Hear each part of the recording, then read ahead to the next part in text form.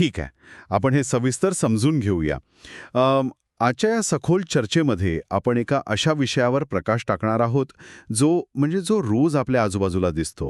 हो, अगदी रोजच. बरोबर, ज्याच्याबद्दल आपण अनेकदा विचारही करतो, पण त्यामागचं एक अस्वस्थ करणारं सत्य मात्र आपल्याला कधीच माहीत नसतं. आणि तो विषय आहे भिकारी. प्राध्यापक सुभाष जगताप यांचा भिकारी नावाचा एक अत्यंत वैचारिक आणि माहितीपूर्ण दस्तऐवज आहे. तो आज आपल्या या चर्चेचा मुख्य स्रोत आहे. आणि हा स्रोत खूप डोळे उघडणार आहे. अगदी. आजच्या या सखोल चर्चेचं मुख्य मिशन हेच आहे की रस्त्यावर दिसणाऱ्या या वास्तवामागे दडलेले जुने ऐतिहासिक संदर्भ शोधणे, मानवी मनातील भीतीचं तत्वज्ञान समजून घेणे आणि सर्वात धक्कादायक म्हणजे पडद्यामागे चालणारे जे संघटित सिंडिकेट्स आहेत आणि चक्क करोडपती भिकाऱ्यांचं जे रहस्य आहे ते उलगडणे. बरोबर. आपण नेहमी ट्रॅफिक सिग्नलवर किंवा रेल्वे स्टेशनवर एखादा पसरलेला हात पाहतो, पण त्या हातामागे नेमकी कोणती अर्थव्यवस्था चालते आणि कोणती मानसिकता दडलेली आहे हे आज आपण समजून घेणार आहोत. आणि कसं हे समजून घेणं अत्यंत गरजेचं आहे, कारण हा विषय वरवर पाहता जितका साधा वाटतो, म्हणजे फक्त गरिबीशी संबंधित वाटतो. हो, फक्त गरिबीशी संबंधित वाटतो, पण तितका तो अजिबात नाहीये. या माहितीच्या विविध पैलूंचे म्हणजेच ऐतिहासिक, मानसिक आणि आर्थिक बाजूंचे जेव्हा आपण विश्लेषण करतो, तेव्हा आपल्या लक्षात येतं की जेव्हा आपण भिकारी हा शब्द उच्चारतो ना, तेव्हा आपल्या डोळ्यांसमोर फक्त फाटके कपडे आणि अन्नाची भांत येते. पण आजच्या या संदर्भांमधून असं समोर येतं की ही केवळ पैशांची कमतरता नाहीये. मग नेमकं काय आहे? अनेकदा ती एक सखोल मानसिक अवस्था असते, एक अत्यंत गुंतागुंतीची आणि संघटित अशी व्यवस्था असते, आणि काही प्रकरणांमध्ये तर तो चक्क एक फायदेशीर व्यवसाय बनलेला आहे. बापरे. हो, त्यामुळे या वास्तवाच्या मुळाशी जाणं, त्याची पाळंमुळं शोधणं खूप रंजक ठरणार आहे. अगदी बरोबर. आणि या वास्तवाच्या मुळाशी जाण्याआधी ना, या दस्तऐवजाची सुरुवात एका खूपच गमतीशीर पण तितक्याच विचार करायला लावणाऱ्या एका वैयक्तिक अनुभवाने होते. एका लहान मुलाची गोष्ट यात सांगितली आहे. हो, तो वाळवण्याचा प्रसंग. अगदी. उन्हाळ्याचे दिवस होते. घराबाहेर वाळत घातलेल्या कुरड्या आणि सांडग्यांची राखण करण्याची जबाबदारी या मुलावर होती. पण त्याच्या डोक्यावर एक वेगळीच म्हणजे परीक्षेची टांगती तलवार होती. आणि मनात नापास होण्याची प्रचंड धास्ती होती. हो, तो मुलगा तिथे अक्षरशः उन्हात बसून ते डेबिट एक्सपेन्सेस अँड लॉसेस आणि क्रेडिट इन्कम अँड गेन्स हे वाणिज्य शाखेचे नियम घोकंपट्टी करत होता. बँकिंग आणि व्यावसायिक अर्थशास्त्र या विषयांची त्याला भीती वाटत होती. हो, त्या पेपरची त्याला इतकी भीती वाटत होती की त्यामुळे त्याच्या मनात एक प्रकारची असुरक्षितता निर्माण झाली होती. आता वरवर पाहता हा एका विद्यार्थ्याचा साधा अनुभव वाटतो, पण यातून मानवी मनाच्या एका मोठ्या तत्वज्ञानाचा उलगडा होतो. अगदी बरोबर. मानवाच्या मनात जी भीती निर्माण होते तिची दोन मुख्य कारणे यात सांगितली आहेत. एक म्हणजे लोभ आणि दुसरं म्हणजे अज्ञान. यात सर्वात रंजक गोष्ट अशी आहे की भीती, लोभ आणि अज्ञान यांचा मानवी इतिहासावर कसा आणि किती मोठा परिणाम झाला हे पाहणं. काम, क्रोध या षड्रिपूंमध्ये लोभाचे स्थान खूप वरचे आहे. या लोभापायी माणसाची आजवर प्रचंड हानी झाली आहे. जर आपण इतिहासात डोकावून पाहिलं तर स्त्री लोभामुळे रावणासारखा एवढा बलाढ्य राजा धुळीस मिळाला. बरोबर. राज्याच्या लोभामुळे 100 कौरवांना 5 पांडवांपुढे गुडघे टेकावे लागले. आणि हे बघा, हे फक्त पौराणिक काळात घडलं असं नाही, म्हणजे आधुनिक काळातही तेच दिसतंय. नक्कीच. आजच्या काळात पाहायचं झालं तर पैशांच्या लोभामुळे रोज कितीतरी लोकांचं रेस आणि मटक्यामध्ये मोठं नुकसान होत असल्याचं आपण पाहतो. हो, अचानक मिळणाऱ्या पैशाचा लोभ. हो, अचानक आणि विनासायास मिळणाऱ्या संपत्तीचा हा लोभ माणसाला नेहमीच खड्ड्यात घालतो. आणि मगाशी तुम्ही म्हणालात तसं दुसरं कारण म्हणजे अज्ञान. हे अज्ञानच होतं ज्याच्यामुळे भारताला 100 वर्ष पारतंत्र्य भोगावं लागलं. अगदी. पण जेव्हा ज्ञानाचा सूर्य उगवला तेव्हा याच माणसाने थेट चंद्रावर पाऊल ठेवला, नवनवीन खंडांचा शोध लावला आणि प्लेगसारख्या जीवघेण्या आजारावरही मात केली. मला तर या अज्ञान आणि भीतीपोटी मोठमोठी माणसे कशी वागतात याची उदाहरणं ऐकून खरंच नवल वाटतं. विचार करा, एवढा मोठा हुकुमशाह हिटलर, ज्याने संपूर्ण जगाला दुसऱ्या महायुद्धात ओढलं, तो सुद्धा युद्धावर जाण्यापूर्वी ज्योतिषाला बोलावून मुहूर्त काढत असे. हो, कारण शेवटी तोही आतून घाबरलेलाच होता. अगदी. आणि दुसरं उदाहरण म्हणजे छत्रपती शिवाजी महाराजांना डोंगरातील उंदीर म्हणणारा बलाढ्य अफजल खान, जेव्हा तो महाराजांना भेटायला आला तेव्हा त्यानेही स्वतःसोबत सय्यद बंडाला आणले होतेच ना. हो, स्वतःच्या संरक्षणासाठी. त्याच्याही मनात अल्ला जाणे काफिर कैसा होगा ही अज्ञानातून आलेली भीतीच होती. म्हणजे थोडक्यात काय तर अज्ञान आणि भीती ही माणसाला अक्षरशः लाचार बनवते. आणि याच लाचारीतून किंवा कुणापुढे तरी हात पसरण्याच्या प्रवृत्तीतून दैनंदिन जीवनातील भिक्षा मागण्याची वृत्ती जन्माला येते. दस्तऐवजात असं म्हटलं गेलं आहे की आधुनिक जगात प्रत्येकजण कोणत्या ना कोणत्या स्वरूपात भिकारी आहेच. हे विधान ऐकायला थोडं कडक वाटू शकतं, कारण आपण भिकारी हा शब्द फक्त रस्त्यावर भीक मागणाऱ्यांसाठी वापरतो. हो, मलाही सुरुवातीला तसंच वाटलं होतं. पण जर आपण थोडा सखोल विचार केला तर हा दृष्टिकोन आपल्याला अंतर्मुख करणारा आहे. आपण सर्वजण कधी ना कधी कोणत्या ना कोणत्या स्वरूपात दुसऱ्यासमोर झोळी पसरतच असतो. हो, म्हणजे जेव्हा मी हे वाचलं तेव्हा मलाही आधी धक्का बसला, पण मग त्यातली उदाहरणे पाहिली.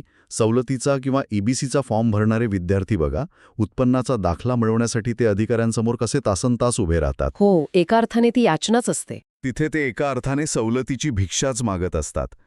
लायब्ररीतून चांगली पुस्तके मिळवण्यासाठी विद्यार्थ्याला लायब्ररियनच्या मेहरबानीची गरज असते. पास होण्यासाठी परीक्षकांकडे गुणांसाठी याचना करणारे विद्यार्थी असतात. आणि हे फक्त विद्यार्थ्यांपुरतं मर्यादित नाहीये. राजकारणात विधानसभेचं तिकीट हवं असेल तर मोठ्या नेत्यांचे उंबरटे झिजवावे लागतात. अगदी. नोकरी टिकवण्यासाठी कर्मचाऱ्याला साहेबांचे पाय धरावे लागतात. प्रत्येकाला कसली ना कसली भिक्षा हवीच आहे. कुणाला ज्ञानाची, कुणाला धनाची, कुणाला सत्तेची, तर कुणाला अन्नाची. समाजात पावलोपावली ही भिक्षा मागण्याची वृत्ती वेगवेगळ्या स्वरूपात, वेगवेगळ्या मुखवट्यांमागे अस्तित्वात आहेच. म्हणजे भिक्षा मागणे ही एक आदिम मानवी प्रवृत्ती आहे, जी भीती आणि गरजेतून निर्माण होते. पण मग इथे मला एक प्रश्न पडतो. कोणता? जर ही मानवी प्रवृत्ती इतकी सार्वत्रिक आहे, तर मग आज रस्त्यावर दिसणाऱ्या भिकाऱ्यांकडे समाज इतक्या हिणकस नजरेने का पाहतो? हा कलंक कसा निर्माण झाला? जर आपण याला व्यापक चित्राशी जोडले तर भिकारी या शब्दाचा ऐतिहासिक प्रवास अतिशय अस्वस्थ करणारा आणि डोळे उघडणारा आहे. आज ज्यांना आपण भिकारी म्हणतो ती पूर्वी कोण होते आणि समाजातील त्यांचे स्थान काय होते हे समजून घेणं खूप महत्वाचं आहे. पूर्वीच्या काळी आपल्या समाजात वैदू, रामदासी, गोंधळी, वासुदेव आणि जोशी असा एक मोठा वर्ग होता. हे लोक भटकी जीवन जगत असत. आणि विशेष म्हणजे ते समाजावर ओझं नव्हते. बरोबर. ते समाजाला खूप काही देत होते. अगदी बरोबर. ते समाजाचा एक अत्यंत महत्वाचा आणि सन्माननीय भाग होते. वैदू लोक राणावनातून औषधी वनस्पती गोळा करून आपल्या ज्ञानाने समाजाचे आरोग्य चांगले ठेवण्यासाठी धडपडत होते.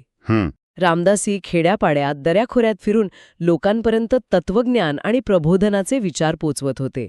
जोशी हे दिनदर्शिकेची, तिथीची माहिती द्यायचे. म्हणजे आज एकादशी आहे की उद्या प्रदोष आहे, सणवार कधी आहेत हे सांगण्याचे काम ते करत असत. आणि वासुदेव समाजाचा इतिहास जागदा ठेवण्याचं काम करत होते. पहाटेच्या वेळी वासुदेवाची गाणी ऐकून गावाला जाग यायची. हो, गोंधळी लोक लोककलेच्या माध्यमातून प्रबोधनाचं काम करत होते. थोडक्यात सांगायचे तर आरोग्य, तत्वज्ञान, इतिहास आणि दिनमान हे सर्व समाजापर्यंत पोहोचवण्याचं महत्वाचं काम हा भटका वर्ग करत होता. अगदी. आणि त्या बदल्यात समाजही अत्यंत कृतज्ञतापूर्वक त्यांना धान्य, कपडे आणि पैसे देत असे. त्यांना सन्मान देत असे. ते समाजासाठी मान्यवर होते. पण मग हा सन्मान हिरावून का घेतला गेला? याला कारणीभूत ठरली 1760ची औद्योगिक क्रांती, ज्याला आपण इंडस्ट्रियल रिव्होल्यूशन म्हणतो. यंत्रयुग आलं. बरोबर. यंत्रयुग आलं आणि संपूर्ण समाजव्यवस्थाच मुळासकट बदलून गेली. मानवाच्या गरजा यंत्रे पुरवू लागली. माहिती आणि ज्ञान मिळवण्याची नवी माध्यमे आली. छापखाने आले, दिनदर्शिका छापून येऊ लागल्या, आधुनिक वैद्यकशास्त्र आलं. म्हणजे त्यांची जागा आधुनिक यंत्रणांनी घेतली. हो. त्यामुळे या भटके जीवन जगणाऱ्या आणि समाजाला पारंपरिक ज्ञान देणाऱ्या लोकांची समाजाला असलेली गरज हळूहळू संपुष्टात आली. हे ऐकून खरंच खूप वाईट वाटतं की एका मोठ्या वर्गाचे कसे अचानक पतन झाले. यंत्राने त्यांचे काम हिरावून घेतले, पण त्यांच्या पोटापाण्याचा प्रश्न मात्र तसाच राहिला. अगदी. उदरनिर्वाहाचे साधनच हरवल्यामुळे आणि त्यांच्याकडे दुसरी कोणतीही आधुनिक कौशल्ये नसल्यामुळे त्यांच्यावर अन्नासाठी दारोदार फिरण्याची वेळ आली. ज्या समाजाची ते पूर्वी सेवा करत होते तोच समाज आता त्यांना निरुपयोगी मानून हिणवू लागला. त्यातूनच त्यांना भिकारी ही नवी आणि क्लेशदायक ओळख मिळाली. इतिहासाचा एक अत्यंत क्रूर टप्पा आहे. कालचे मान्यवर आजचे भिकारी कसे झाले हे आपल्याला विचार करायला भाग पाडतं. पण काळाच्या ओघात या समस्येने आता एक अत्यंत वेगळं आणि भयानक रूप धारण केले आहे. कसं काय? आजची परिस्थिती केवळ ऐतिहासिक बदलांचा परिणाम राहिलेली नाही, तर ती एका गुंतागुंतीच्या अर्थव्यवस्थेत बदलली आहे. आता हा भाग खऱ्या अर्थाने थक्क करणारा आहे. कारण जर आपण आजच्या आकडेवारीकडे लक्ष दिलं तर परिस्थितीचं गांभीर्य आणि या समस्येचा आवाका लक्षात येतो. हो, आकडेवारी खूप मोठी आहे. 2011च्या अधिकृत जनगणनेनुसार भारतात 4,13,670 भिकारी आणि भटकंती करणारे लोक आहेत. यामध्ये पश्चिम बंगाल आघाडीवर आहे. पण काही अहवालांनुसार, विशेषतः टाइम्सच्या एका संदर्भानुसार, हीच संख्या प्रत्यक्षात 13 लाख असू शकते. आणि जागतिक पातळीवर पाहिले तर हे आकडे आणखीनच मोठे आहेत. नायजेरियासारख्या देशामध्ये 45 लाख लोक रस्त्यावर भीक मागतात. पाकिस्तानमध्ये ही संख्या तब्बल 2.2 कोटींच्या घरात आहे. बापरे, 2 कोटी? हो, आणि भारतात काही अंदाजानुसार ही संख्या 70 लाखांपर्यंतही असू शकते. यात असे अनेक छुपे आकडे आहेत जे कधीच सरकारी नोंदणीत येत नाहीत. हो, जसे की मुंबईतील धारावी झोपडपट्टीचे उदाहरण घेऊया. धारावीमध्ये एका सर्वेक्षणानुसार 1,06,000 झोपड्या आहेत. जर आपण प्रत्येक झोपडीत सरासरी 5 व्यक्ती राहतात असे गृहीत धरले तर मुंबईतील अत्यंत गरिबीत जगणाऱ्यांची किंवा भिक्षावृत्तीकडे वळू शकणाऱ्यांची संख्या आणखी 6 लाखांनी वाढू शकते. अगदी बरोबर. म्हणजे अधिकृत आकडेवारी आणि रस्त्यावरील वास्तव्यात खूप मोठी तफावत आहे. पण इथे मला एक प्रश्न पडतो. आपण जे लाखो लोक ट्रॅफिक सिग्नलवर पाहतो ते सर्वच जण खरोखरच वैयक्तिक गरिबीमुळे तिथे उभे असतात का? इथेच तर सगळ्यात मोठा गैरसमज आहे आपला. आपल्याला वाटतं की ती व्यक्ती स्वतःच्या गरिबीमुळे तिथे उभी आहे. पण अनेक मोठ्या शहरांमध्ये इथे प्रवेश होतो भिकाऱ्यांच्या संघटनांचा, ज्याला बेगर युनियन्स किंवा सिंडिकेट्स म्हटले जाते. म्हणजे तुम्ही म्हणताय की तो ट्रॅफिक सिग्नलवरचा माणूस एखाद्या सिंडिकेटचा कर्मचारी असू शकतो? हे थोडं अतिशयोक्ती वाटत नाहीये का? म्हणजे एखाद्या फिल्मच्या कथेसारखं वाटतंय हे सगळं? अजिबात अतिशयोक्ती नाहीये. हे प्रत्यक्षात चालणारं अत्यंत क्रूर आणि संघटित गुन्हेगारी नेटवर्क आहे.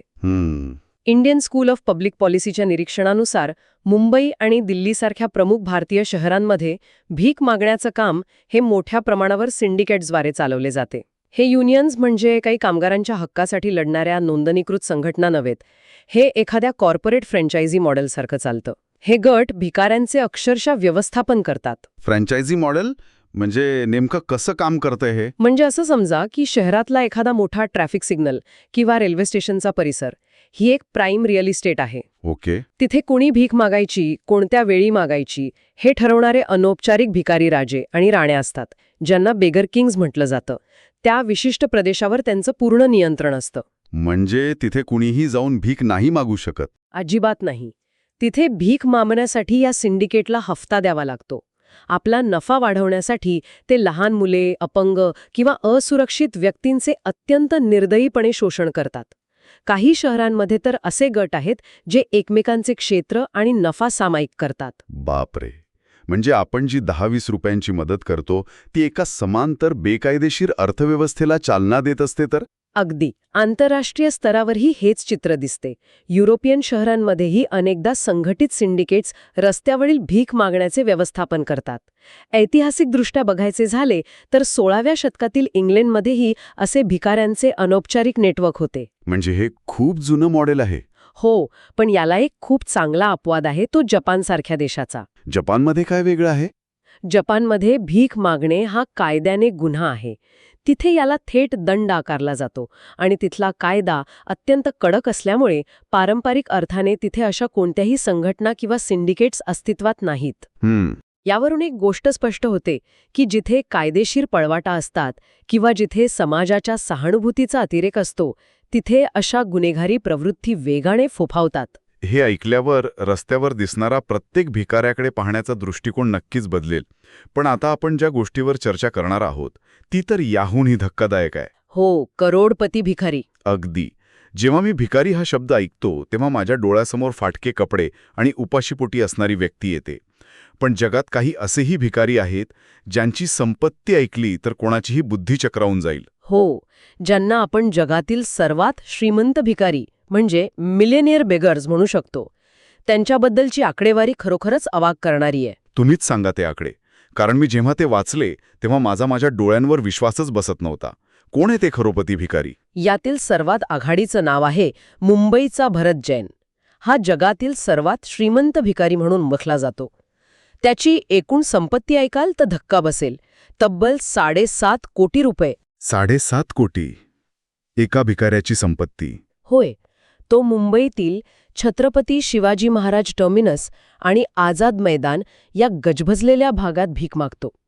त्याचे दरमहा उत्पन्न 60 ते 75 हजार रुपये आहे. बापरे. एवढेच नाही तर त्याचे मुंबईतल्या परळसारख्या अत्यंत महागड्या भागात 1.2 कोटी रुपयांचे 2 BHK फ्लॅट आहेत आणि ठाण्यात त्याची 2 दुकाने आहेत, ज्यातून त्याला दरमहा 30,000 रुपये भाडे मिळते. हे खरोखरच अकल्पनीय आहे. परळमध्ये फ्लॅट्स, ठाण्यात दुकानं, 7.5 कोटींची संपत्ती. हे एखाद्या बड्या कॉर्पोरेट एक्झिक्युटिव्हला लाजवणारे आकडे आहेत. आणि तरीही तो रस्त्यावर उभा राहून भीक मागतो. यावरून एक महत्त्वाचा प्रश्न निर्माण होतो. शारीरिक क्षमता आहे, प्रचंड संपत्ती आहे, तरीही तो माणूस दररोज 10 ते 12 तास रस्त्यावर उभा राहून भीक का मागतो? आणि भरत जैन हा काही एकमेव अपवाद नाहीये. आणखीही उदाहरणे आहेत. हो, सौदी अरेबियातील आयेशा नावाची एक 100 वर्षीय वृद्ध महिला होती, जिच्या मृत्यूनंतर असं उघडकीस आलं की तिच्याकडे सुमारे 6.6 कोटी रुपयांचे दागिने, रोख रक्कम आणि रिअल इस्टेट होती. बापरे. पुण्यातील संभाजी काळे या भिकाऱ्याची संपत्ती 1.5 कोटी रुपये असून सोलापूरमध्ये त्याची जमीन आणि घरे आहेत. कोलकात्याची लक्ष्मीदास ही देखील सुमारे 1 कोटी रुपयांची मालकीण आहे. म्हणजे हे लोक आर्थिकदृष्ट्या अतिशय भक्कम आहेत, त्यांच्याकडे कसलीही कमतरता नाहीये, तरीही ते आपला हा भीक मागण्याचा व्यवसाय सोडून द्यायला तयार नाहीयेत. असं का असावं?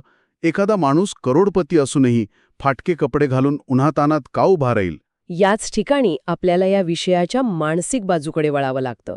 भीक मागणे ही केवळ अन्नाची किंवा पैशांची गरज राहिलेली नाही.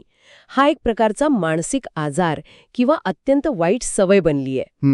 जेव्हा एखाद्याला काहीही कष्ट न करता केवळ लोकांच्या सहानुभूतीचा फायदा घेऊन सहज पैसा मिळतो, तेव्हा मेंदूला त्याची एक सवय लागते. म्हणजे ती एक प्रकारची नशा असते. अगदी बरोबर. तो जो डोपामिन हिट मिळतो, वाटीत पैसे पडल्याचा आवाज, कोणतीही जबाबदारी नसताना मिळणारी रोख रक्कम, याचे एका व्यसनात रूपांतर होते. म्हणजे ते एक प्रकारचं व्यसनच आहे. पैशांची लालसा त्यांना ते काम सोडण्यापासून रोखते. तंतोतंत. स्वतःजवळ काम करण्याची क्षमता आणि प्रचंड संपत्ती असतानाही लोक जेव्हा भीक मागताना दिसतात, तेव्हा तो गरिबीचा प्रश्न नसून मानसिक विकृतीचा किंवा वृत्तीचा प्रश्न बनतो. आणि म्हणूनच या समस्येवर केवळ सुट्टे पैसे देणे हा अजिबात उपाय नाही. मग यावर खरा उपाय काय आहे? आपण एक समाज म्हणून किंवा व्यवस्था म्हणून याला कसं हाताळलं पाहिजे? यासाठी अत्यंत शिस्तबद्ध आणि सर्वतोपरी पुनर्वसन करणे आवश्यक आहे. त्यांच्यासाठी रोजगाराच्या संधी निर्माण केल्या पाहिजेत आणि सगळ्यात महत्त्वाचं म्हणजे त्यांचं मानसिक समुपदेशन व्हायला हवं. बरोबर. यात मध्य प्रदेशातील इंदोर शहराचे एक खूप उत्तम उदाहरण समोर आले आहे. इंदोरने स्वतःला भिकारीमुक्त शहर घोषित करण्यासाठी एक यशस्वी मॉडेल राबवले आहे. त्यांनी केवळ भिकाऱ्यांना रस्त्यावरून हटवलं नाही, तर त्यांच्या पुनर्वसनासाठी संस्थात्मक पातळीवर प्रयत्न केले. म्हणजे त्यांनी नेमकं काय केलं? त्यांनी या लोकांना ओळखले, त्यांची वैद्यकीय तपासणी केली, ज्यांना उपचारांची गरज होती त्यांना रुग्णालयात पाठवले आणि इतरांना कौशल्य प्रशिक्षण दिले. तसेच नागरिकांना रस्त्यावर पैसे न देण्याचे आवाहन केले. हा एक खूप चांगला दृष्टिकोन आहे. हो, प्रत्येक शहराने हे ध्येय ठेवून काम करायला हवे. सरकारने अशा यशस्वी शहरांना पुरस्कृत करायला हवे. सर्वात महत्त्वाचे म्हणजे यामध्ये समाजशास्त्रज्ञांची मदत आणि त्यांच्या सूचना अत्यंत उपयुक्त ठरू शकतात. कारण हा केवळ कायद्याचा नाही, तर समाजशास्त्राचा आणि मानसशास्त्राचा विषय आहे. तर या सगळ्याचा नेमका अर्थ काय? आज आपण एका अशा वास्तवाची सफर केली, जी बालपणीच्या निरागस भीतीपासून आणि डेबिट क्रेडिटच्या घोकपट्टीपासून सुरू होऊन इतिहासातील एका ज्ञानीवर्गाच्या पतनापर्यंत गेली.